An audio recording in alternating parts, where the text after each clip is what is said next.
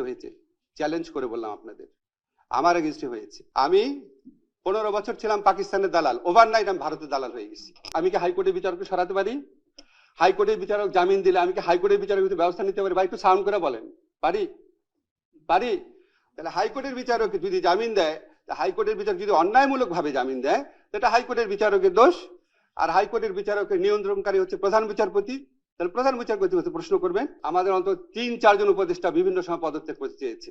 আমরা যখন প্রত্যাশা করি, আমাদের এই বিপ্লব পরবর্তী সময়ে প্রত্যাশা ম্যানেজমেন্ট একটা বিশাল ব্যাপার হয়ে দাঁড়াইছে। আমি একটা ছোট্ট করে আপনাদের ঘটনা বলি। আজকে যে বাংলাদেশের ফুটবল টিম আছে, এই ফুটবল টিমকে যদি পৃথিবীর শ্রেষ্ঠ দুটা কোচের নাম বলি, ম্যানেজারের নাম বলি, একজন পেপ গার্ডিওলা আর একজন হচ্ছে জেনেদিন জিদান।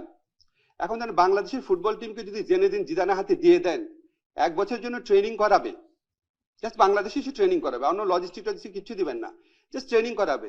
বাংলাদেশের ফুটবল টিম কি ওয়ার্ল্ড কাপে মূল পর্বে খেলার যোগ্যতা অর্জন করে ফেলবে?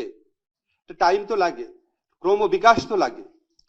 তারপর আমাদের সরকারের সাফল্য নিয়ে অনেক সমালোচনা থাকতে পারে, কিন্তু আপনাদের কি কিছু জিনিস কখনো চোখে পড়ে নাই?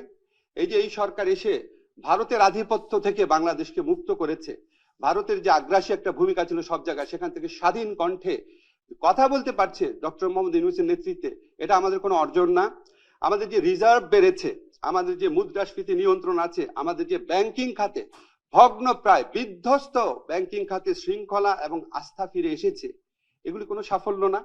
আমাদের যে 20,000-এরও বেশি হয়রানিমূলক মামলা, যেখানে প্রায় 5 লক্ষ আসামি ছিল বিরোধী দলের ভিন্ন মতের মানুষের, সেই মামলা প্রত্যাহার হয়েছে 20,000-এরও বেশি, এগুলি কি কোনো সাফল্য না? তো আপনারা যখন বলেন এই সমালোচনাগুলো তো অনবরত করা হয়, আমরা তো সবসময় উত্তর দিতে পারি না। কিছু ফেসবুকে লিখলেও স্যার মানা করে যে না বলতে যেও না, জাস্ট কাজ করে যাও। আর ব্যক্তি পর্যায়ে আপনারা বললেন, একজন ভাই বললেন সাইবার বুলিং এর বিরুদ্ধে ব্যবস্থা নিচ্ছেন না কেন? আপনারা বলেন তো বুকে হাত দিয়ে, বাংলাদেশে গত 16 মাসে সবচেয়ে বেশি সাইবার বুলিং কার এগেনস্টে হয়েছে? আমার এগেনস্টে হয়েছে, চ্যালেঞ্জ করে বললাম আপনাদের, আমার এগেনস্টে হয়েছে। প্রথম 4 মাসে আমার বন্ধুরা খুঁজে বের করেছে, শুধু 4টা ডেডিকেটেড ভিডিও করা হয়েছে আমার সমালোচনা করে। আমি 15 বছর ছিলাম পাকিস্তানের দালাল, ওভারনাইট আমি ভারতের দালাল হয়ে গেছি। আমার আমেরিকায় বাড়ি আছে, আমার পরিবার চলে গেছে অলরেডি আমেরিকায়। প্রকাশ্যে চ্যালেঞ্জ করে বলেছি আজকের থেকে 6 মাস আগে, যে একটা মানুষ আমেরিকায় বাড়ি থাকলে এটা ঠিকানা খুঁজে বের করা সম্ভব, আমেরিকাতে বাড়ি থাকলে অবশ্যই বের করা সম্ভব এটা কার বাসা। ওপেন চ্যালেঞ্জ করেছি সমস্ত বাংলাদেশ, পৃথিবীতে যত বাঙালি সাংবাদিক ইউটিউবার আছে সবাইকে, খুঁজে বের করতে পারে নাই।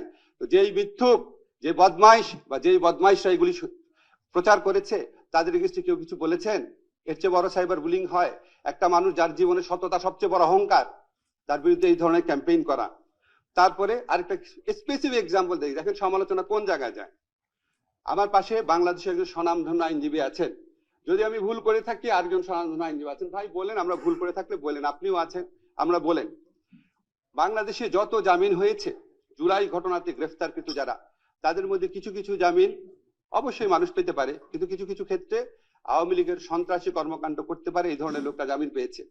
এই জামিনের 90% হয়েছে হাইকোর্ট থেকে। হাইকোর্টে যে জামিন দেয়, জামিনটা দেয় হাইকোর্টের একজন বিচারক। তো জামিন দেওয়ার ক্ষেত্রে যদি কোনো ভুল থাকে, সেটা বিচারকের দোষ। এই বিচারকদের অনেকেই আওয়ামী লীগ ফ্যাসিস্ট আমলে নিয়োগ পাওয়া, তাদেরকে সরানোর দায়িত্ব ছিল প্রধান বিচারপতির অধীনে সুপ্রিম জুডিশিয়াল কাউন্সিলের। এখানে আইন মন্ত্রণালয় কিছু করতে পারে? সারা এখানে কিছু করতে পারে ভাই আইন মন্ত্রণালয়? আমি কি হাইকোর্টের বিচারককে সরাতে পারি? হাইকোর্টের বিচারক জামিন দিলে আমি কি হাইকোর্টের বিচারক ব্যবস্থা নিতে পারি? ভাই একটু সাউন্ড করে বলেন, পারি? পারি? তাহলে হাইকোর্টের বিচারক যদি জামিন দেয়, হাইকোর্টের বিচারক যদি অন্যায়মূলক ভাবে জামিন দেয়, সেটা হাইকোর্টের বিচারকের দোষ। আর হাইকোর্টের বিচারকের নিয়ন্ত্রণকারী হচ্ছে প্রধান বিচারপতি। তাহলে প্রধান বিচারপতি হচ্ছে প্রশ্ন করবেন, ঠিক কিনা বলেন আপনারা? আমি ভুল বলছি? যতগুলা হাইকোর্টে জামিন হয়েছে সবগুলা আমাকে দোষ দেওয়া হয়েছে, আসিফ নজরুলকে। কেন? আপনি যদি সত্যি এই জামিন বন্ধ করতে চান, তাহলে আপনি যারা এটার জন্য দায়ী তাদের বিরুদ্ধে কথা বলেন নাই কেন? আওয়ামী লীগের ফ্যাসিস্ট আমলেও তো আপনারা সিনহা, শামসুদ্দিন মানিক, খায়রুল হকের বিরুদ্ধে আমরা কথা বলেছিলাম। তখন বলা গেছে, তখন কি তত্ত্বাবধায়ক সরকার রায় বাতিল হইল কেন? খায়রুল হককে দোষ দিয়েছিলেন নাকি আইনমন্ত্রীকে দোষ দিয়েছিলেন? শামসুদ্দিন মানিকের উদ্ভট কর্মকাণ্ডের জন্য কি শামসুদ্দিন মানিককে দোষ দিয়েছিলেন নাকি আইনমন্ত্রীকে দোষ দিয়েছিলেন? তো এখন কেন আইনমন্ত্রীকে দোষ দেন? যে আইনমন্ত্রী কোনো সম্পর্কই নেই এটার সাথে, কিছু করারও নাই।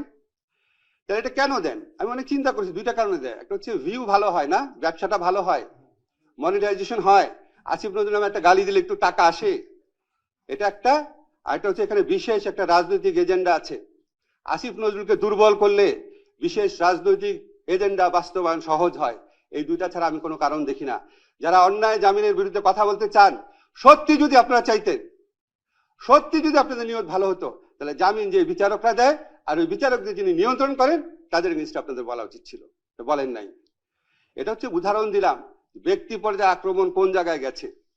আপনি বলেন, একজন বলে গেলেন যে আমরা কেন পদত্যাগ করি না, পরে জানবেন আমাদের অন্তত 3-4 জন উপদেষ্টা বিভিন্ন সময় পদত্যাগ করতে চেয়েছে।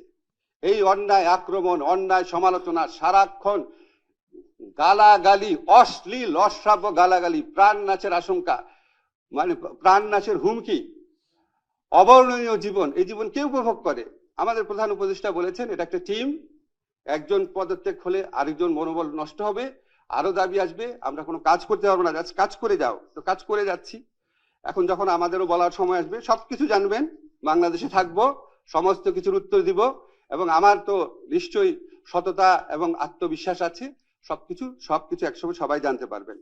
আমার শুধু একটা জিনিস মনে হয় কি, যে আমাদের প্রত্যেকেরই, দেখেন এখানে যারা আসছেন প্রত্যেকে ব্যক্তি এজেন্ডা নিয়ে কথা বলেছেন। আমি কারো নাম বলতে চাই না, এমন লোকও আছেন যিনি একটা তদবির করেছেন, শুনি নাই, সমালোচনা শুরু করে দিয়েছেন।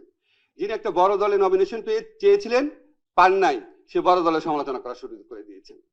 যিনি একটা অন্যায় একটা সুবিধা চেয়েছেন কোন একটা প্রতিষ্ঠানের কাছে, পান নাই, সেই প্রতিষ্ঠানের সমালোচনা করা শুরু করে দিয়েছেন। এখন আমরা ইংরেজিতে একটা কথা আছে, you get the government you deserve. আমরা কি নিজের সংস্কার করেছি? আমরা কি নিজের চিন্তা ভাবনা, নিজের সততার সংস্কার করেছি? আমরা কি আমার প্রতিষ্ঠানের সংস্কার করেছি? এই যে সমস্ত পত্রিকা অফিস আছেন, এনজিও আছেন, বিভিন্ন অ্যাক্টিভিস্ট প্রতিষ্ঠান আছেন, আপনারা আপনাদের সংস্কার করেছেন? এই যে রাজনৈতিক দল আছেন, আপনারা আপনাদের সংস্কার করেছেন? তো সব কোনো কিছু করবে না, সবাই হচ্ছে কি আমি একা সবাইকে দোষ দিব, সবাই সবাইকে দোষ দিবে। নো, আমি তো বলছি আপনাদের আমাদের অনেক ব্যর্থতা আছে, অনেক ভুল আছে। প্রথমেই বলেছি 10টা জায়গায় অন্তত 4টা জায়গা ঠিক করেছি, 6টা জায়গা করতে পারিনি। 6টা জায়গা তো অবশ্যই বলবেন, 4টা জায়গা অ্যাকনলেজ করেন। আমরা যদি পরমত সহিষ্ণু না হই, আমরা যদি বিবেকবান না হই, আমরা যদি সৎ না হই, আমাদের নিয়তের মধ্যে যদি সততা না থাকে, তাহলে কোনোদিন আমরা জাতি হিসেবে অগ্রসর হতে পারবো না। আপনি কিছু আইনি সংস্কার করে দিলেন, ম্যাজিক্যালি মানুষ ভালো হয়ে গেল, এটা পৃথিবীর কোথাও হয়েছে? একটা দেশ ইংল্যান্ড, ওখানে সংবিধানই নাই, আর আফ্রিকান যে কোনো দেশে দেখেন সংবিধান, কোনো হাজার হাজার ভালো আইন আছে, তো ওখানে কি বেটার গভর্নেন্স প্রতিষ্ঠিত হয়েছে? কাগজ দিয়ে বেটার গভর্নেন্স প্রতিষ্ঠিত হয়? আমরা আত্মসমালোচনা করি। পৃথিবীতে আমাদের ইসলাম ধর্মে আছে সবচেয়ে বড় গুণের একটা হচ্ছে আত্মসমালোচনা করা। আছেন, আমরা সবাই আত্মসমালোচনা করি, সবাই সবার মতামত, সবাই সবার সীমাবদ্ধতা, শক্তিমত্তা বোঝার চেষ্টা করি। এইভাবেই যদি আমরা অগ্রসর হই, আগামীতে আমরা ধীরে ধীরে সংস্কারের পথে অগ্রসর হতে পারবো। 5 থেকে 10 বছরের মধ্যে দেশকে আমরা ইনশাল্লাহ অনেক ভালো জায়গায় নিয়ে যেতে পারবো।